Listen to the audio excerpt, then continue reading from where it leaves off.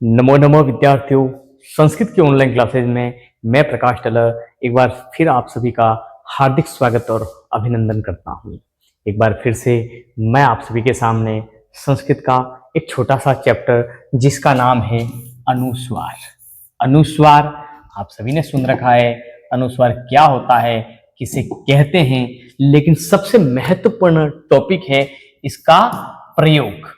अनुस्वार का जो प्रयोग है वो कहां पर म के रूप में होता है और कहां पर न के रूप में होता है, इसको हम आज समझेंगे। अनुस्वार कहीं कहीं आपने देखा होगा इस प्रकार बिंदी के रूप में लिखा जाता है, तो कहीं कहीं इस प्रकार म के रूप में लिखा जाता है। हमारे सामने प्रश्न उठता है कि कहां पर हम अनुस्वार इस बिंदी का प्रयोग करेंगे और कहां पर हम इस पूर्ण म का प्रयोग करेंगे। मैं आप सभी के सामने इस अंतर को स्पष्ट करने के लिए एक छोटा सा बड़ा ही मजेदार टॉपिक अनुस्वार लेकर आया हूं।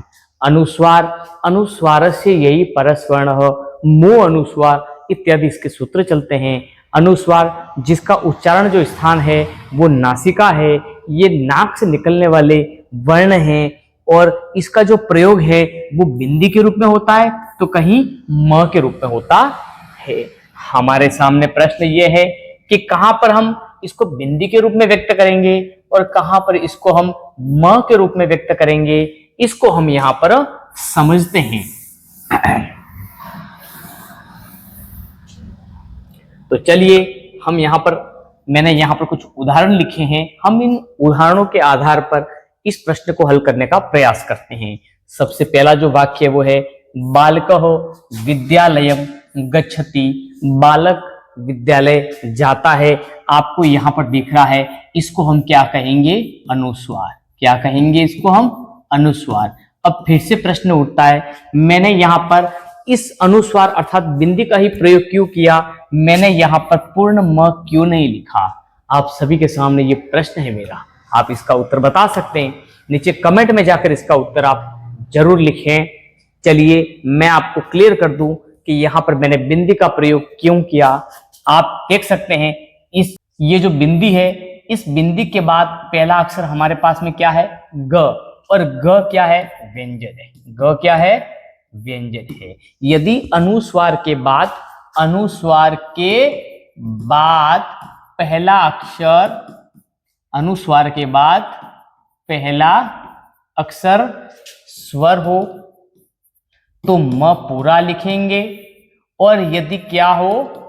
व्यंजन हो तो बिंदी के रूप में लिखा जाएगा।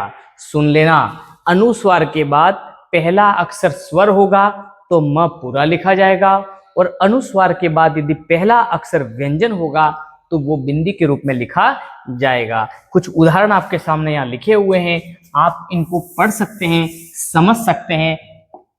कुछ उदाहरण मैंने यहाँ पर लिखे हुए हैं, आप इनको समझ सकते हैं। जैसे यहाँ पर अनुस्वार का प्रयोग बिंदी के रूप में है, तो यहाँ पर देखिए पहला अक्षर कौन सा है? ग, और ग क्या है? व्यंजन है। क्या है? व्यंजन है, इसलिए यहाँ पर बिंदी का प्रयोग हुआ। इसी प्रकार से हम आगे बढ़ते हैं, तो इदम रमेशस्य पुस्तकम अस्ति। यह रमेश की पुस्तक है। तो यहाँ पर देखिए दोनों उदाहरण हमारे समझने के लिए सबसे अच्छा जो वाक्य है वो ये है, यहाँ पर अनुस्वार के बाद पहला अक्षर क्या आ रहा है? र, जो कि एक व्यंजन है, इसलिए यहाँ पर हमने बिंदी का प्रयोग किया। और यहाँ पर देखिए इसी अनुस्वार के बाद पहला अक्षर क्या आ रहा है? स्वर आ रहा है। क्या आ रहा है? स्वर आ रहा है। और यदि अनुस्वार के बाद पहला अक्षर स्वर आए तो हम म पूरा यहाँ पर लिखेंगे, जैसा कि मैंने यहाँ पर लिखा हुआ है। फिर से बढ़ते हैं हम आगे के उदाहरणों में। मंदिरम परितः भक्तः सन्ति। मंदिर के चारों ओर भक्त है। यहाँ पर देख सकते हैं आप, मैंने यहाँ पर अनुस्वार का प्रयोग किया है बिंदी के रूप में, लेकिन यहाँ पर पहला अक्षर क्या है? प, इसीलिए यहाँ पर मैंने बिंदी का प्रयोग किया है। इसके बाद और आगे आप देख सकते हैं, विद्यालयम पुरतः सुंदरम उद्यानम वर्तते। यहाँ पर 3 अनुस्वार का प्रयोग किया है। यहाँ पर देखिए पहला अनुस्वार बिंदी के रूप में क्यों है? क्योंकि यहाँ पर पहला अक्षर क्या है? व्यंजन है। इसी प्रकार से यहाँ पर मैंने म पूरा लिखा है। क्यों लिखा है? क्योंकि इसके बाद का पहला अक्षर क्या आ रहा है? स्वर है, वोवेल से है। इसी प्रकार यहाँ पर मैंने बिंदी के रूप में लिखा है, तो यहाँ पर ये बिंदी क्यों की है मैंने? क्योंकि यहाँ पर पहला अक्षर क्या है? व्यंजन है। इसी प्रकार से अगला जो है प्रश्न वो है, मित्र, हे मित्र, श्वः मम गृहम आगच्छन्तु। हे मित्र, कल मेरे घर आओ या आना, आज्ञा दी जा रही है। लोट लकार का ये वाक्य है। तो यहाँ पर देख सकते हैं आप ग्रहम, यहाँ पर म अनुस्वार का पूरा प्रयोग किया गया है। तो यहाँ पर देख सकते हैं आप पहला अक्षर क्या है, स्वर है। क्या है, स्वर है। यदि पहला अक्षर स्वर होगा तो यहाँ पर हम क्या लिखेंगे, म पूरा लिखेंगे। और इस म को आप यहाँ पर अनुस्वार नहीं मानेंगे क्योंकि ये षष्ठी विभक्ति में जा रहा है। षष्ठी विभक्ति का ये म है, ये अनुस्वार नहीं है। इसको आप यहाँ पर क्लियर कर लें। प्यारे विद्यार्थियों, ये था मेरा टॉपिक, अनुस्वार से संबंधित एक छोटा सा टॉपिक था। मुझे पूरा विश्वास है ये वीडियो आपको समझ में आ गया होगा, कहाँ पर आपको बिंदी के रूप में अनुस्वार का प्रयोग करना है और कहाँ पर आपको अनुस्वार के रूप में म लिखना है। ये आज आपने इस वीडियो से जान लिया होगा। प्यारे विद्यार्थियों, ये था मेरा छोटा सा चैप्टर अनुस्वार। यदि अनुस्वार से संबंधित कोई भी प्रश्न हो, कोई भी समस्या हो तो आप नीचे कमेंट बॉक्स में जरूर लिखें। पहला उद्देश्य यही होगा आपके प्रश्न का समाधान करना। मैंने अनुस्वार से संबंधित जो सामग्री थी आपके सामने मैंने यहाँ पर लिखी हुई है, डाल दी है वीडियो के माध्यम से। आप इसको अच्छी प्रकार से समझ सकते हैं कि कहाँ पर हम अनुस्वार के रूप में बिंदी का प्रयोग करेंगे और कहाँ पर हम अनुस्वार के रूप में म का प्रयोग करेंगे।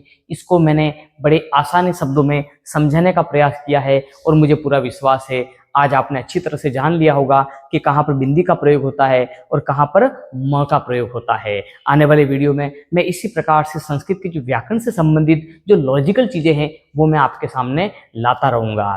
तब तक आप मेरे चैनल को सब्सक्राइब जरूर करें और वीडियो अच्छा लगे तो आप लाइक, शेयर और कमेंट जरूर करें। जयतु संस्कृतम। धन्यवाद।